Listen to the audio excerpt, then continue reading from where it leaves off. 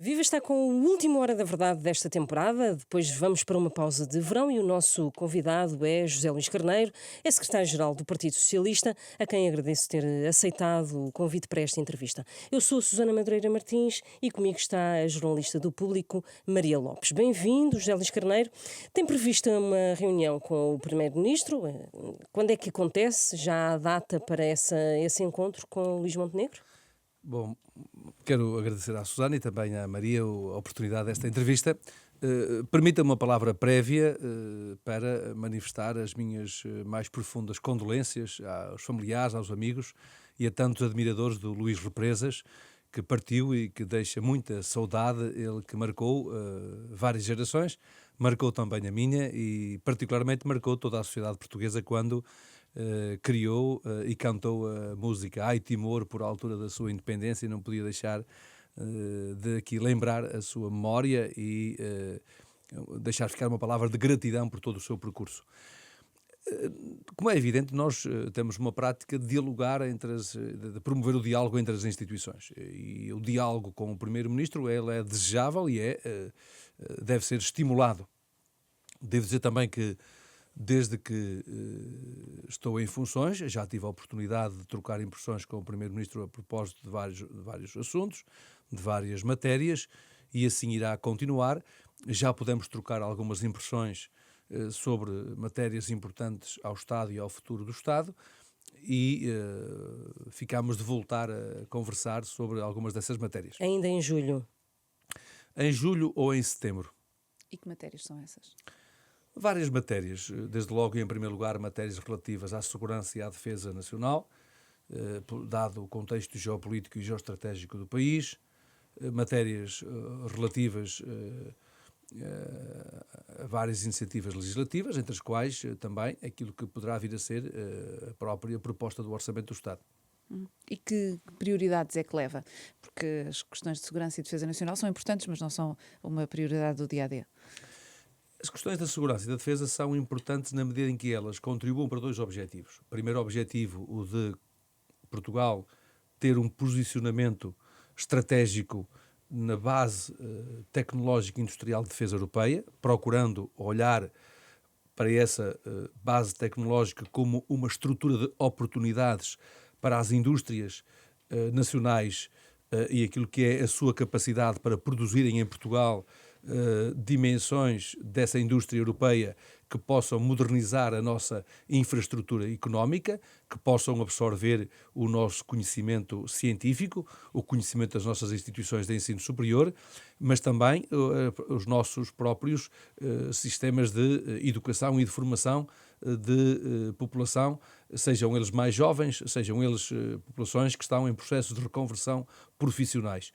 E, portanto, esta questão da defesa e da segurança é uma matéria muito importante, tanto mais que, como bem sabem, faz agora praticamente um ano, em que apresentei ao Governo uma proposta para aproveitarmos esta oportunidade singular em que o país vai investir 6 mil milhões de euros de um programa financiado pela Europa no domínio da defesa, mas se contabilizarmos também a substituição dos F-16, estamos a falar de mais 6 mil milhões de euros, o que significa um pacote de 12 mil milhões de euros, que é quase o equivalente a um pacote de fundos europeus destinados ao investimento regional, ao investimento nacional, e que, portanto, devia ser aproveitado, do meu ponto de vista, mobilizando a sociedade, toda a sociedade civil, mobilizando as nossas empresas, o nosso sistema científico e tecnológico nacional. Essa é uma área para a qual temos procurado dar o nosso contributo. Mas essa é uma área de médio e longo prazo, por isso é que eu lhe perguntava, e já que falou no orçamento, quais é que são então as prioridades do PS, prioridades para o orçamento e prioridades para os próximos meses, para discutir com o Primeiro-Ministro? Eu já tenho afirmado publicamente as áreas que são para nós vitais. São áreas que têm que ver com a salvaguarda dos valores constitucionais. Revisão constitucional, portanto. Ponto número 1. Ponto número 2, garantir a segurança das pensões, quer as pensões que estão a pagamento, quer a formação das pensões futuras. E depois há matérias que merecem uma atenção muito particular. Estou a falar do modo como projetos que foram objeto de planeamento, que foram objeto de financiamento, que estão em execução ou cuja execução está prevista ao abrigo do Plano de Recuperação e de Resiliência, quando agora se chegar ao fim de agosto, como é que garantimos a transição desses projetos para novos instrumentos de financiamento, por forma a que não fique em causa o investimento previsto, seja em escolas, seja em centros de saúde ou hospitais, seja em equipamentos sociais, muitos deles financiados em parceria com as instituições particulares de solidariedade social ou mesmo das misericórdias, ou mesmo investimento em infraestruturas fundamentais de transportes, quer de passageiros, quer de mercadorias, porque eles são vitais para o posicionamento territorial, para o posicionamento da nossa economia nacional e até mesmo para a coesão e desenvolvimento regional. Essa é também uma matéria que merece muito a nossa atenção, assim como é que está a ser preparado o próximo quadro comunitário, porque dele dependerá muito do investimento público presente e futuro. Uhum. E o PS tem-se mostrado preocupado com o Fundo de Pensões da Segurança Social. Qual é que é o problema, a seu ver? Bom, o problema está identificado há muito. Recordar-se é um bem que foi sempre um dos pontos críticos na discussão política entre os partidos à direita e os partidos do centro e do centro-esquerda até à esquerda do Partido Socialista. Estamos a falar do Fundo de Estabilização da Segurança Social, do Fundo Financeiro de Estabilização da Segurança Social e de como é que esse fundo deve continuar a ser financiado. No nosso entender, esse fundo deve continuar a ser financiado com base na estrutura de financiamento atual, ou seja, nós devemos manter as obrigações contributivas, quer de trabalhadores, quer das próprias empresas, para a formação da sua pensão.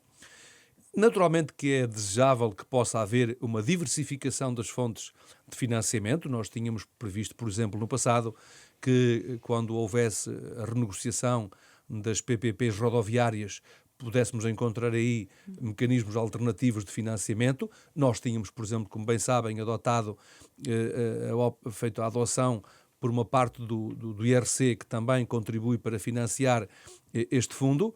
Este fundo é um fundo muito estável, hoje bastante capitalizado, fala-se entre 40 a 50 mil milhões de euros, o que garante a segurança das pensões presentes e futuras. O problema é se esse fundo de pensões pode ser capturado pelo setor privado?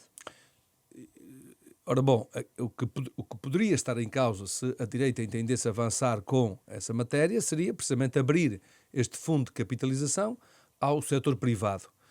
Aquilo que nós dizemos é que é possível encontrar mecanismos alternativos para que as pessoas possam querer formar uma outra pensão, por exemplo, os PPR são um bom exemplo, mas com garantia pública e evitando, e outras opções que os cidadãos queiram tomar. Agora, o que não se pode colocar em causa é a estrutura de financiamento, porque isso poderia vir a significar colocar em causa a segurança das pensões. E, portanto, essa é uma matéria muito sensível. Por exemplo, há dias vi uma proposta totalmente irresponsável que veio do Chega a propósito da redução da idade da reforma. Ora, todos nós bem sabemos que a nossa esperança média de vida, felizmente, tem vindo a aumentar. Desejavelmente, ela deve continuar a aumentar, o que significa que haverá cada vez mais um número, digamos, de anos em que nós estaremos a receber a nossa pensão por conta dessa capitalização para a qual contribuímos e também as nossas entidades empregadoras e, portanto, é preciso garantir a sua sustentabilidade. A reforma de 2007 foi uma reforma, como hoje todos reconhecem, quer em Portugal, quer na União Europeia, que foi uma reforma muito importante para garantir essa, digamos, essa sustentabilidade e também a taxa de substituição. Agora, é preciso garantir esses pressupostos. Esta proposta que apresentou o Chega há poucos dias significaria um corte de 12% nas pensões a pagamento. É muito importante que todos tenham consciência disso. Ou seja, os pensionistas que nos estão a ouvir, que admito que gostariam todos, pois também, todos nós gostaríamos de ter pensões com idade mais jovem, mas isso significaria pôr em causa as pensões que estão a pagamento e as pensões futuras.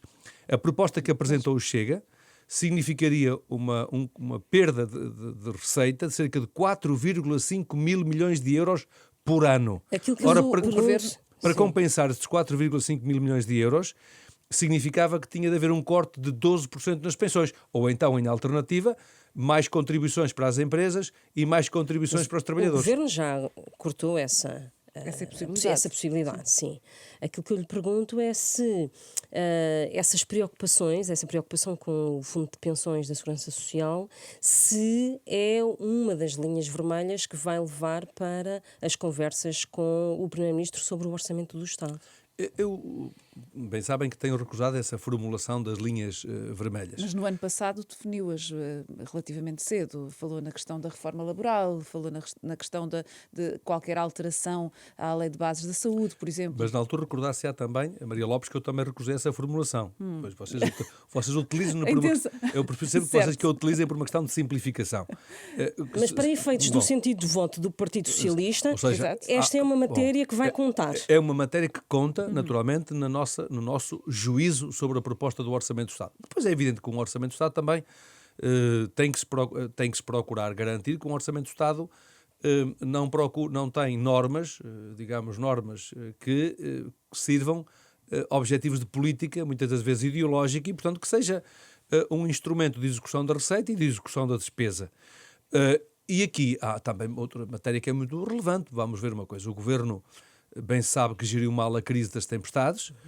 Muitos assuntos continuam por resolver, quer em relação ao apoio às famílias, quer em relação à recuperação das infraestruturas, quer em relação à recuperação do património, quer em relação aos apoios às empresas. Verificámos há dias que, contrariamente àquilo que o Governo queria dizer, que o Ministério das Finanças veio tornar públicos os dados e mostrou que apenas tinha sido executado 18% daquilo que o Governo prometeu executar. Por exemplo, é preciso garantir que este orçamento, de uma vez por todas, responderá a essas necessidades e não fica nada por garantir em relação àquilo que eram objetivos e compromissos do Governo em relação também ao investimento público em equipamentos que têm que ver com as condições de vida das populações. Por exemplo, eu sei que os autarcas do nosso país estão particularmente preocupados com equipamentos que lançaram a concurso, que que contavam com o financiamento do Plano de Recuperação e de Resiliência. Já aqui falámos centros de saúde, escolas, nomeadamente recuperação, reabilitação de escolas secundárias, e que estão hoje, desculpem a expressão, com o menino nas mãos e querem saber como é que vão financiar, tanto mais que constituíram obrigações contratuais com entidades que, entretanto, foram a concurso. E, pronto, é uma matéria da maior sensibilidade, para a qual se exige uma clareza, uma responsabilidade e capacidade de decisão do próprio Governo. Ou seja, construir este orçamento vai ser ainda mais difícil do que nos últimos anos, uma vez que só se calhar em setembro se perceberá as necessidades dos municípios por causa das obras que ficarão por concluir no PRR. Mas aquilo que perguntávamos há pouco esse é um caderno muito, muito lato. Portanto, quais é que são exatamente as suas prioridades fundamentais, no fundo, do que é que tem que estar ali e do que é que não pode estar. A Maria Lopes está-me a pedir aquilo que acho que é justo que me peça, que é uma hierarquia das prioridades. Exato. E é correto fazê-lo, porque eu também gosto de fazê-lo em relação aos outros. E pode fazê-lo? Sim, posso. Então. A prioridade dos valores constitucionais e a segurança das pensões são as principais prioridades. E em relação à revisão constitucional, que faz parte desses valores constitucionais, o que é que quer dizer com isso? Estamos a falar do quê? Do preâmbulo? Estamos a falar exatamente do quê? Daquelas propostas que o Chega faz sobre a prisão perpétua? Isso não pode lá estar? Do que é que está a falar? Sobre a revisão constitucional, eu vou também servir-me das palavras do Sr. Presidente da República para lembrar o que disse na Assembleia da República. E o que disse foi que o país tem outras necessidades que não tanto a revisão constitucional. E as necessidades que o país tem, elas passam bem sem a revisão da Constituição, nomeadamente as necessidades na habitação, as necessidades na saúde, as necessidades na economia, as necessidades nos salários, agora as necessidades na educação, que estávamos longe de imaginar que o Governo ia avançar de forma tão imprudente como o fez em relação às questões dos exames nacionais, e, portanto, há matérias que exigem da parte do Governo um nível de resposta que o Governo não está a ser capaz de dar, ou seja, o Governo mostra que é um mau Governo, que não tem soluções para os problemas das pessoas, Mas é evidente que há matérias que são conhecidas de todos, elas, aliás, foram também sinalizadas pelo Sr. Presidente da República. O Sr. Presidente da República teve 2/3 dos votos dos portugueses, porque precisamente viram nele uma salvaguarda destes valores fundamentais. Está a falar de exatamente o quê? Quando fala em valores constitucionais... Uma primeira questão está logo na dimensão material da revisão da Constituição. Ou seja, há um conjunto de pressupostos que teriam de ser removidos para alterar pilares essenciais da revisão constitucional. E, portanto, há matérias sobre as quais julgo que isso mereceria, se alguém tentasse mexer nelas, isso mereceria mesmo que todos os democratas do país se mobilizassem, como se mobilizaram na Fonte Luminosa após o período crítico de março entre 74 e 75, até à consolidação do regime democrático, que os portugueses se mobilizassem para a defesa desses pilares fundamentais da nossa Constituição. Estou a falar de propostas que há pouco acabou por enunciar, várias das propostas que apresentou, mas eu não queria estar-me a antecipar a essa discussão, que primeiro vamos ver se ela chega, e depois, quando chegar, nós não deixaremos de apresentar a nossa visão sobre o assunto. Mas sobre esses pressupostos fundamentais de que falou agora, quero acreditar que o PSD não vai permitir que isso seja mexido. Eu creio, estou em crer que os humanistas, os democratas cristãos, os sociais-democratas juntarão a sua voz à voz do PS para impedir que haja rupturas constitucionais e para impedir que haja retrocessos nos valores e nos princípios fundamentais. Eu recordo que os nossos valores constitucionais são o resultado de um compromisso que Portugal estabeleceu com o Conselho da Europa em 1976, pela mão de Mário Soares e de José Medeiros Ferreira na altura, e que trataram de garantir que Portugal subscrevia a Carta dos Direitos Humanos Fundamentais, e é com base nessa Carta dos Direitos Humanos Fundamentais que nós também fizemos o nosso pedido de adesão à Comunidade Económica Europeia, o que significa que romper com esses valores significa romper com 50 anos de conquistas e, naturalmente, que todos, estou convicto disso, que todos aqueles que se identificam com este amplo campo democrático, juntarão a sua voz à voz do PS, como aliás o fizeram por altura da Contra-Reforma Laboral e como também estariam a fazê-lo em relação à PSU. Mas quer se gosta ou não, a verdade é que PSD e Chega bastam para fazer aprovar uma revisão constitucional. Portanto, aquilo que eu presumo que o PS espera que o PSD o inclua nessas negociações. Este processo de revisão constitucional pode ser a confirmação de que aquele não é não que Luís Montenegro dizia, de facto já caiu completamente? Estou em crer é o último reduto desse princípio. Estou em crer que isso não ocorrerá. Mas eu gostava muito de me concentrar naquilo que são as matérias que preocupam, neste momento, fundamentalmente os portugueses. Mas só uma questão ainda sobre a revisão constitucional. O Presidente do Parlamento, Aguiar Branco, há uns dias defendia aqui na Renascença que, em relação ao preâmbulo da Constituição, tudo pode e deve ser discutido sem dogmas. Para o PS retirar e alterar o preâmbulo, isso é negociável? Remover os limites materiais à revisão constitucional é inegociável para nós. Eu chamo a atenção para matérias que estão a ser aprovadas, naturalmente foram aprovadas com o nosso voto contra, mas talvez tenha passado incólume esta matéria. Na última sexta-feira passou uma matéria que viola os direitos humanos fundamentais. Nomeadamente, a direita aprovou a possibilidade de serem feitas detenções a crianças que podem estar detidas em centros de detenção temporária até 1 ano, até 12 meses. Trata-se naturalmente da transposição de legislação do Pacto das Migrações e do Asilo da União Europeia, mas o que aqui acontece é estar-se a ir longe, mais longe do que aquilo que prevê essa legislação.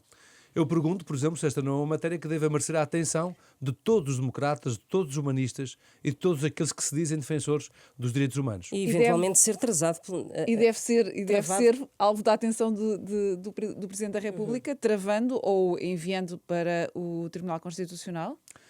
essas matérias? No meu entender, deve ser objeto de uma atenção especial do Sr. Presidente da República, particularmente esta questão relativa ao modo como se tratam as crianças em centros de detenção temporária. Porquê que o PS não recorreu ao Tribunal Constitucional Nós já o desta tínhamos vez? feito na fiscalização. Pronto, não podemos recorrer agora, digamos, trata-se de uma fiscalização sucessiva. Eu queria chamar a atenção para o seguinte.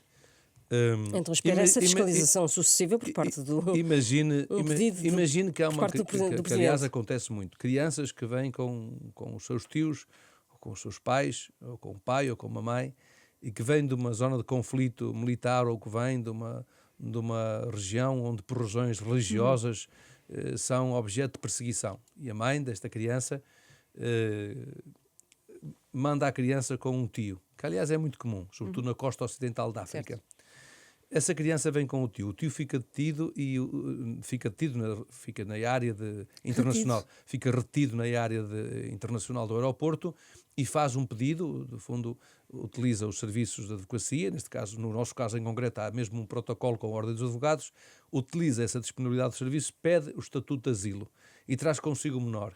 Eu pergunto se qualquer pessoa acha que seja justo que se coloque uma criança detida num centro de detenção até 12 meses, uma criança que não tem qualquer culpa por este ato, mesmo que irrefletido, tenha sido adotado por parte da sua mãe ou por parte do seu tio ou por parte da sua família. Então é disso que nós estamos a falar e, portanto, eu peço a maior atenção para mais esta desumanidade que a direita no Parlamento fez há dias quando votou a favor desta proposta. Mas por isso é que eu perguntava porque é que o PS desta vez não pediu a fiscalização dessa norma, uma vez que, por exemplo, insistiu também na questão da perda de nacionalidade. O PS deitou um bocadinho a toalha ao chão nesta questão. É uma atenção que nós pedimos agora, ainda tem, como digo... Por parte do Presidente da República. Acho que ela agora vai para a Presidência da República e no meu entender, deveria ser objeto de uma análise bastante cuidada, por forma a que, de modo algum, se violem direitos e até convenções internacionais, particularmente no direito de proteção das crianças. Só para encerrarmos esta questão da Constituição, no entendimento do PS, até porque esteve em curso uma revisão constitucional em que o PS e o PSD até se tinham entendido sobre algumas questões fundamentais, o que é que pode e deve mesmo ser alterado na Constituição? Resumidamente. Por nós, não há necessidade de avançar com a revisão da Constituição. Por nós não é essa necessidade, nem é uma prioridade para nós.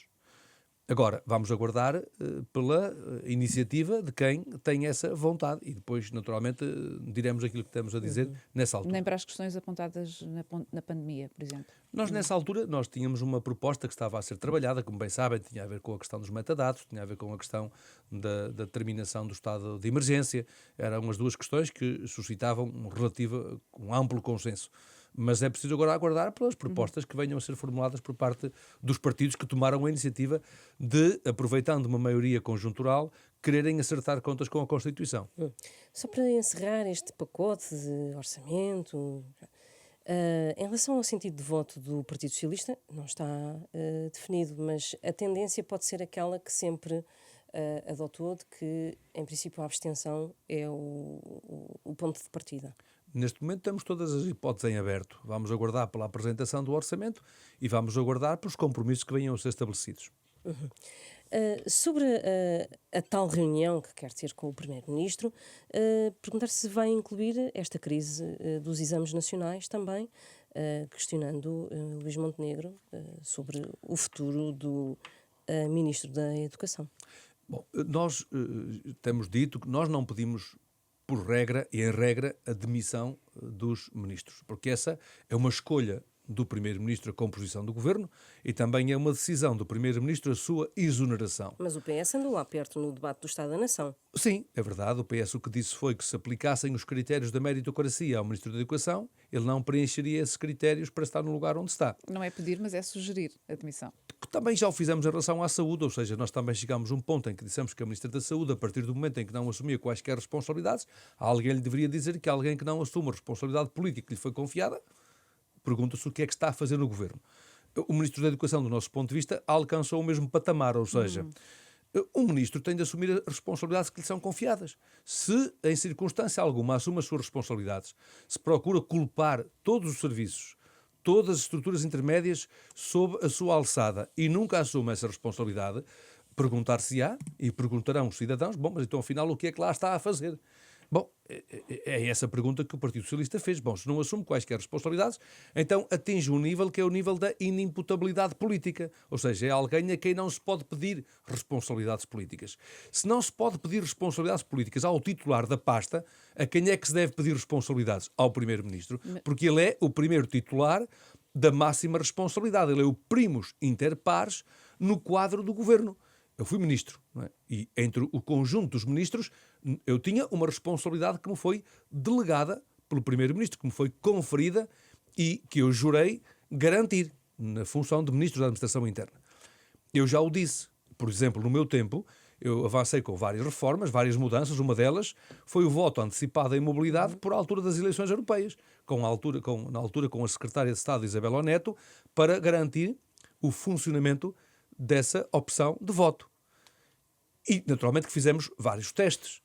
Criámos redundâncias. Vamos imaginar que tínhamos chegado ao fim deste exercício e tinha sido um colapso esta votação. Qual era a minha responsabilidade? Colocar o meu lugar à disposição do Primeiro-Ministro para saber se mantinha ou não a confiança para que eu pudesse continuar com a minha responsabilidade política. Ou então o Primeiro-Ministro chamar-me à responsabilidade, olha, não conto com a sua disponibilidade porque não garantiu no momento crítico das suas opções políticas que tivesse funcionado do princípio ao fim. Dou-lhe um outro exemplo. Eu, na Secretaria de Estado das Comunidades Portuguesas, fui responsável pelo recenseamento automático dos portugueses no estrangeiro. Na altura também, com Isabel Neto, na Administração Interna, que me auxiliou a desenvolver esta iniciativa, na altura com o Ministro Eduardo Cabrita. Vamos imaginar que tínhamos chegado ao fim desta experiência e que não tinha resultado. Tinha sido um colapso também o recenseamento automático dos portugueses no estrangeiro. Qual era o dever do Secretário de Estado das Comunidades Portuguesas? Era o de colocar a sua disponibilidade nas mãos do Ministro dos Negócios Estrangeiros, dizendo, bom, foi uma aposta, eu queria fazer uma reforma, ela causou um grave prejuízo ao interesse público, o meu lugar está à disposição. Pois é assim que eu entendo a responsabilidade política. E mantém a possibilidade de avançar para uma comissão de inquérito? Nós mantemos essa porta aberta. E não queremos fazer precipitadamente porque, como se vê, está em curso ainda a correção de falhas que estão a ser identificadas. Pode até ficar para setembro, é isso? E nós não... Terá sempre de ficar para setembro. E, portanto, nós não queremos de forma alguma... E mesmo a segunda fase pode ser abarcada... Peço desculpa. A segunda fase dos exames pode ser abarcada por essa eventual comissão de inquérito. O que é que nós não queremos? Nós não queremos ser fator de perturbação e de intranquilidade num momento que já de si é muito sensível. Agora, parece-me evidente que o Ministro falhou precisamente em relação aos deveres que lhe têm sido exigidos, quer quanto à tranquilidade, quer quanto à segurança na avaliação, quer quanto à confiança e agora mesmo quanto à questão da igualdade. Eu chamo a atenção que o Ministro, primeiro, no dia 1 de julho, começou por dizer que não havia falhas de maior e que, portanto, tudo estava sob controle e que havia pequenas falhas no software e que não era necessário adiar o dia para a publicação das notas. O que é certo é que 48 horas depois veio dar o dito por não dito e disse que adiaria para dia 17 a apresentação das notas. Mas mesmo assim, disse, eu chamo a atenção que é muito importante porque tudo isto mostra um perfil no exercício de funções. Disse que não era que fosse necessário, porque até poderiam manter o dia 14, mas que por uma questão de maior segurança e tranquilidade para os atores, que se adiava para dia 17. No dia 17, prometeu que sairiam às 4 da tarde. E o que é que nós podemos observar? Podemos observar que houve notas apresentadas a deshoras, houve notas suspensas, houve erros nas várias notas e isto criou um caos. Ou seja, não apenas falhou, como falhou a questão da igualdade. Quando nós propusemos, nós mais uma vez viemos dizer, eu falei com o Conselho de Reitores das Universidades Portuguesas, sei que também essa vontade existe da parte do Conselho Superior dos Institutos Politécnicos para prolongar a data para a apresentação e para as candidaturas ao ensino superior. E foi quando eu soube que, desde o primeiro ao último dia, ainda não tinha havido sequer diálogo, nem concertação entre o Governo, Ministro, Primeiro-Ministro, com o Conselho de Reitores das Universidades Portuguesas e pressuponho, deduzo que também não tenha havido com o Conselho Superior dos Institutos Politécnicos.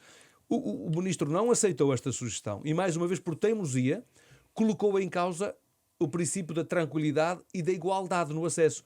Porquê colocou em questão da igualdade? Então alguém acredita que vejam bem, nós tivemos uma primeira fase de candidatura. Começariam normalmente na segunda-feira e na terça-feira para a candidatura ao ensino superior. Entretanto, as vagas começarão a ficar preenchidas. Quando se passa para setembro, eu pergunto, para já... As vagas já não existirão. Quer Portanto, no acesso... há de haver sempre um prejuízo para quem ficar. Desde logo, houve uma desigualdade no acesso à informação, houve uma desigualdade no tempo da realização dos exames de candidatura e haverá uma desigualdade também no que respeita à disponibilização de vagas para efeitos de candidatura e de primeiras escolhas nas candidaturas que fazem os alunos ao ensino superior. Vamos avançar para esta polémica em torno do Ministro da Administração Interna, é uma área que conhece bem, de resto, como ministro, ex-ministro. O Partido Socialista tem sido acusado de ser poupado nas críticas. Como é que classifica este caso à volta de Luís Neves, que tem alguns contornos algo bizarros? Essas acusações ao PS são injustas, porque elas partem do pressuposto de que o PS esteve em silêncio. O PS nem esteve em silêncio, mas também não fez julgamentos na praça pública precipitados. Como sempre, procurou obter informação para formular um juízo de valor sobre aquilo que estava em causa. É diferente em relação ao Ministro da Educação. E exigiu, são matérias diferentes e de gravidade distinta.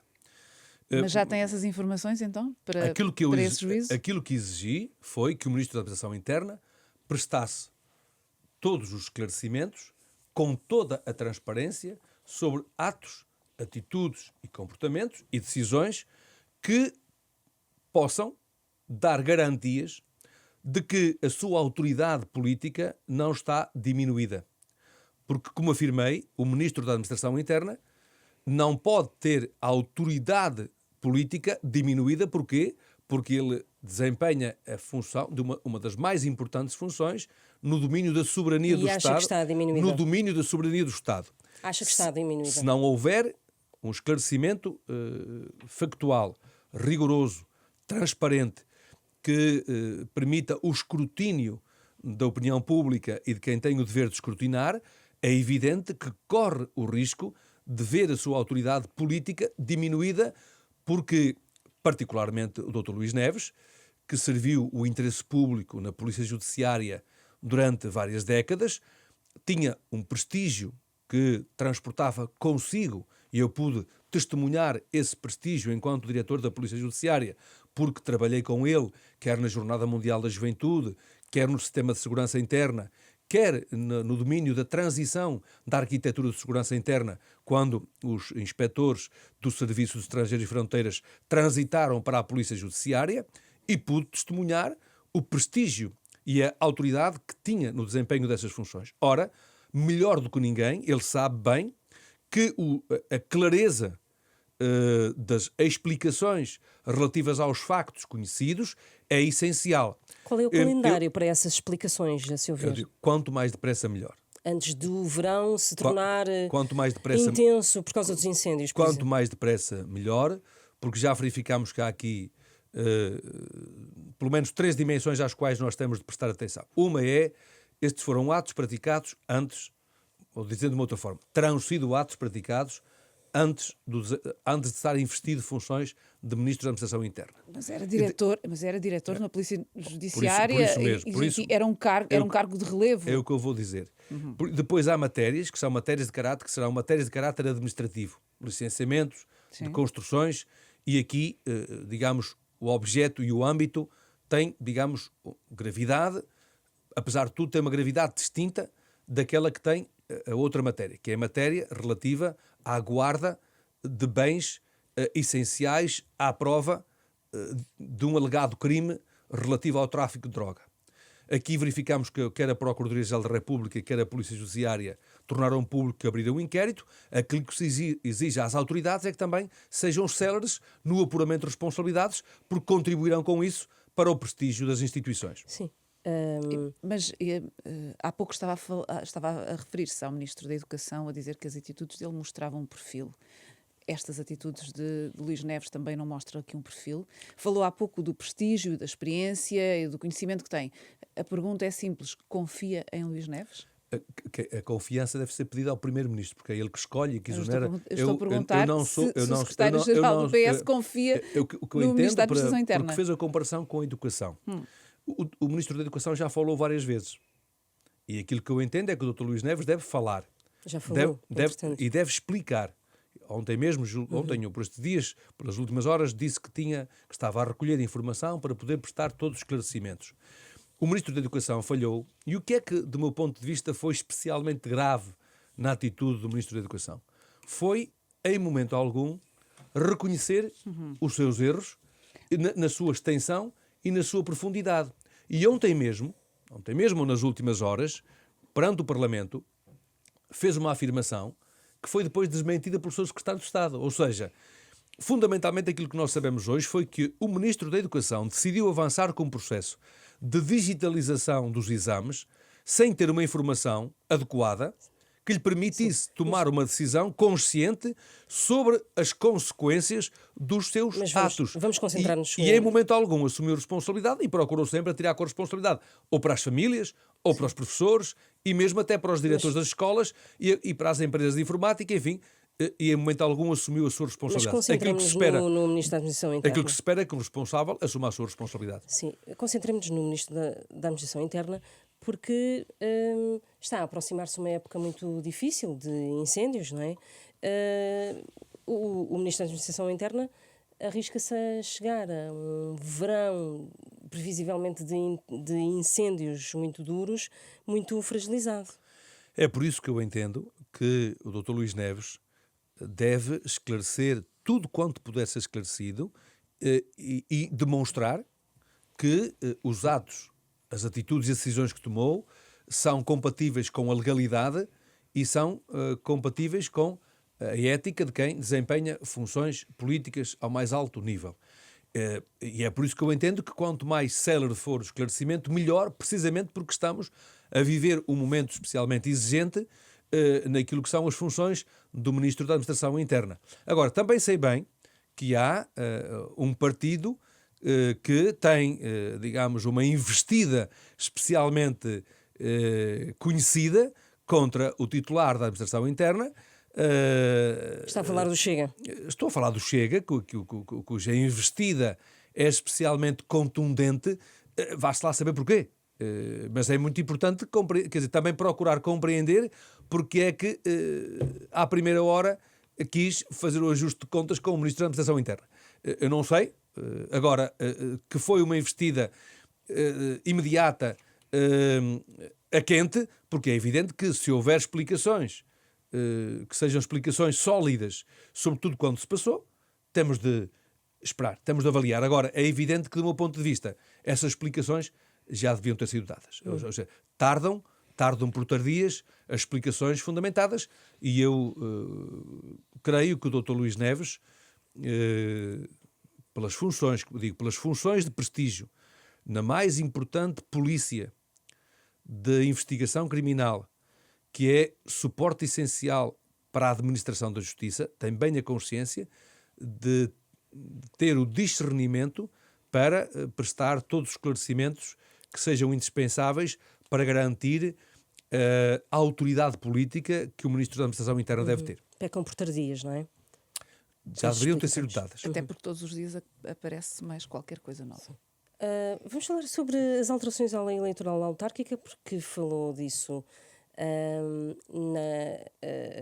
antes das eleições autárquicas, e o PS está a preparar essas alterações, está em processo dessas alterações da lei eleitoral dos órgãos das autarquias locais. Que processo é esse e o que é que o PS quer e qual é o calendário? Vamos trazer para as propostas políticas na Assembleia da República um conjunto de várias medidas de política para garantir o nosso contributo para a reforma do Estado, para a reforma política do Estado. E os objetivos para essa reforma política do Estado passam, em primeiro lugar, por nós sermos capazes de valorizar os poderes locais, os poderes subregionais e os poderes nacionais. E alterar também aquela alteração às maiorias dos executivos autárquicos também. Trabalhando numa nova lei eleitoral para as autarquias locais, trabalhando numa nova lei de finanças locais, trabalhando numa nova lei relativa ao estatuto dos eleitos locais, e quando falo dos eleitos locais falo municípios e freguesias, e também avançando com a nossa abordagem para o referendo relativo à regionalização. E ainda, vai avançar também com o referendo. Vamos avançar com a nossa proposta política. E ainda também com os termos em que devem ser reforçados os instrumentos de fiscalização do exercício das funções locais e das funções regionais. Estou a falar nomeadamente da reposição da Inspeção-Geral das Autarquias Locais para reforçar o escrutínio do exercício do poder local democrático. Portanto, será um contributo para um poder de maior proximidade. Nós queremos aproximar o poder das populações, das comunidades locais. Queremos garantir o reforço dos seus meios, do seu estatuto, e queremos também reforçar os meios do escrutínio e do controlo e da fiscalização, por razões também de garantia de maior transparência na administração do recurso público. E também de salvaguarda dos próprios autarcas em relação ao exercício das suas funções. Sim. Essas propostas vão ser apresentadas em setembro? Vão ser apresentadas em setembro. Sim. Nós teremos um encontro para comemorar o primeiro ano das eleições autárquicas e será nesse encontro para comemorar o primeiro ano das eleições autárquicas onde vamos apresentar a nossa agenda para o poder local democrático. E a regionalização, que é sempre um processo difícil e que esta maioria, o atual Primeiro-Ministro, tem-se manifestado contra, essa regionalização, quais é que são os moldes? Nós devemos dizer o que queremos para as regiões. Como se sabe, durante o tempo do Dr. António Costa, como Primeiro-Ministro, foi feita uma reforma muito importante nos poderes regionais, na medida em que os presidentes e um dos vice-presidentes das comissões de coordenação passaram a ser eleitos pelos autarcas e pelas forças vivas das regiões. Estou a falar autarcas desde o nível da freguesia, assembleias municipais, câmaras municipais e representantes também nos conselhos regionais. Isso traduz-se já hoje num reforço da legitimidade daqueles que têm funções de representação regional. Entretanto, este governo decidiu avançar com o reforço da integração de serviços desconcentrados do Estado na alçada das comissões de coordenação e desenvolvimento regionais, e aquilo que nós devemos preparar é a consulta às populações para saber se, no futuro, querem que esse conjunto de 5 personalidades que estão nas comissões de coordenação e desenvolvimento regionais a acompanharem os presidentes e vice-presidentes, se devem ser diretamente eleitos pelas populações ou se devem continuar a ser nomeados pelos titulares das respectivas pastas. Por exemplo, hoje estão integradas nas comissões de coordenação e desenvolvimento regionais pessoas ligadas à cultura, pessoas ligadas à educação, pessoas ligadas à agricultura. Agora parece que o Governo quer também colocar as entidades ligadas aos recursos hídricos, à Agência Portuguesa do Ambiente e também ao próprio ICNF. E, portanto, não se trata de criar mais lugares. Os lugares já estão criados pela lei, já estão a ser remunerados à luz da atual legislação. Do que se trata é de consultar as populações para saber se querem que esse corpo que está nas comissões de coordenação e desenvolvimento regionais deve ser eleito como são eleitos hoje os executivos municipais ou se devem ser nomeados pelo Governo. Mas essa proposta pode bater na parede da atual maioria, não é? Que o Primeiro-Ministro tem dito que não quer, para já, descarta o processo de regionalização. Com certeza, referendo. Com certeza. Agora eu chamo a atenção para o seguinte: nós, Portugal, continuamos como um dos países mais centralistas de toda a União Europeia. Eu chamo a atenção que nós somos também dos países mais centralistas na administração de recursos públicos. E, do nosso entender, é de todo desejável que o país possa ter em cada uma das cinco, estamos a falar das 5 comissões de coordenação e desenvolvimento regionais, não é preciso estar a discutir o mapa, são as 5 comissões de coordenação e desenvolvimento regionais, que hoje já têm um presidente Já tem uma estrutura. e têm depois vários vice-presidentes, se deveremos ou não avançar para o passo da eleição direta. Para quê?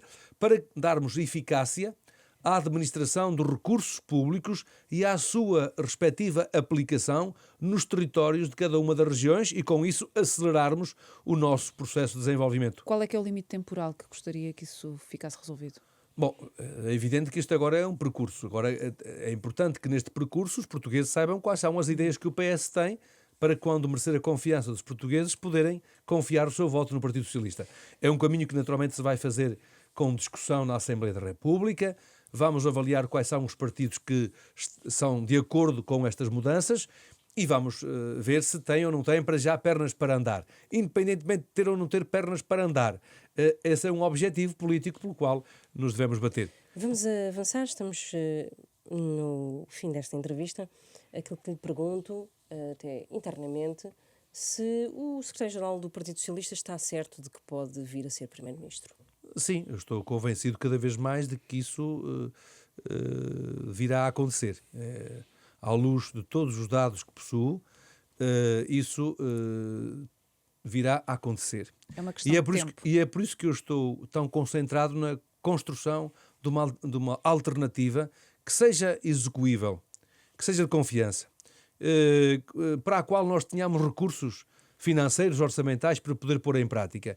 E essa alternativa, para que também não digam que não há alternativa, ela já é relativamente clara em relação àquilo que nós queremos fazer para uma nova economia. Nós queremos adotar uma nova abordagem económica para o país, nós queremos avançar com uma nova abordagem para a modernização do Estado e para a modernização das funções sociais do Estado, e para isso estou a agregar a mim a vontade não apenas de camaradas meus militantes do Partido Socialista, mas a agregar a vontade de muitos cidadãos independentes, não partidariamente comprometidos, mas que são humanistas, que são sociais-democratas, que se revêem no grande campo da social-democracia e que connosco estão a trabalhar. Nós precisamos de uma economia mais produtiva, uma economia que crie mais riqueza. Para isso temos de ter uma economia mais baseada no conhecimento. Olha, uma meta clara para mim. Nós temos de acelerar o investimento público em tudo que tem a ver com a nossa base de conhecimento, com a nossa base de conhecimento, de investigação e desenvolvimento. Significa passar do 1,7% que temos hoje, do PIB, para 3% do PIB.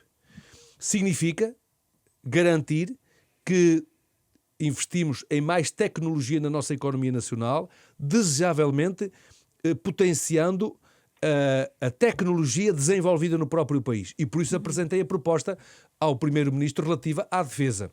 Temos, como bem sabem, acompanharam-me aliás nessa visita, a Maria acompanhou-me nessa visita e a Susana também me acompanhou. Eu fiz o percurso pela Nacional 2, não foi para fazer um percurso turístico, foi para validar uma ideia muito clara para a coesão e o desenvolvimento do país, que é a ideia relativa aos contratos territoriais de desenvolvimento.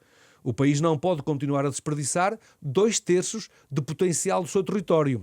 Quando fiz uma visita ao ensino técnico e profissional, significa que nós temos de incorporar o ensino técnico e profissional no modo como valorizamos a nossa economia e como valorizamos as oportunidades para os 100 mil jovens que estão no ensino profissional e para os 140 mil jovens que não estudam nem trabalham. Quando fiz a visita pela economia do mar, trouxe propostas para a economia do mar, mais de 30 propostas, porque nós não poderemos querer que o país cresça e crie mais riqueza, desvalorizando uma das suas dimensões fundamentais, que é uma economia que representa 4% do PIB e 4% do emprego. Ou seja, é Sim. para essa alternativa de confiança que eu tenho vindo a trabalhar e também queria que ficassem com esta clareza.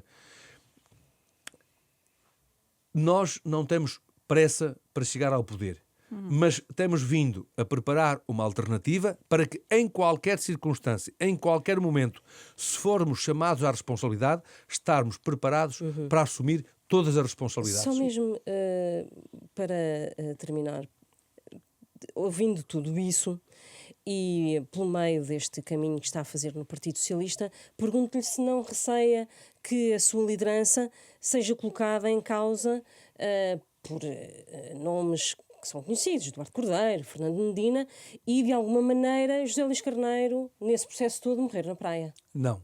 Confio nos meus camaradas, confio nos simpatizantes do PS e confio na sociedade civil.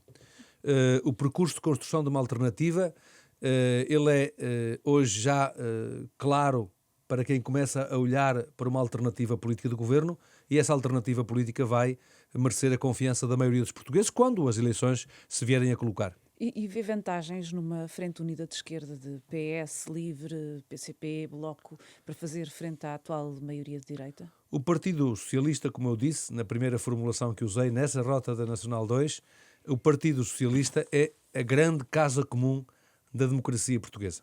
Seja com acordos pré ou pós-legislativos? Não, nós acolhemos, ou prefere os pré-eleitorais? Nós acolhemos todas as pessoas que queiram contribuir connosco para formar uma maioria, sejam democratas cristãos, sociais-democratas, pessoas que já votaram ou que votam livre ou que votam noutros partidos. O Partido Socialista é um grande partido plural, democrático, é o verdadeiro partido da social-democracia no nosso país, que procura compatibilizar o crescimento da economia com a justiça social, e é essa dimensão e é essa alternativa política que eu estou a afirmar, que é uma alternativa para dar uma nova esperança ao nosso país. Mas não lhe cria aqui algum receio que, por exemplo, o único sítio onde houve essa grande uma grande coligação de esquerda... Mas eu não falei em coligações. Não. Eu Mas falei em coligações. A minha o Frente Unida, o termo é um bocadinho mais complicado. Veja, a minha coligação é com os portugues. Não Muito há bem. dúvida. Então, mas essa união à esquerda... Coligação, eu não falei de uniões. Eu falei de... Veja, eu não falei... Estou a usar o termo. Não, mas eu não estou agora a contradizer. Estou nem coligações, nem uniões. O Partido Socialista é o grande partido no qual se podem rever todos os democratas. Então isso significa que aquilo que vimos em Lisboa nas autárquicas não veremos numas legislativas no país com o PS e outros partidos à esquerda? Não. Muito bem. Está terminado este Hora da Verdade. Recordo que é o último Hora da Verdade desta temporada. Regressamos em setembro. Estivemos à conversa com José Luís Carneiro, secretário-geral do Partido Socialista, a quem agradeço de novo ter aceitado esta entrevista. Muito obrigado.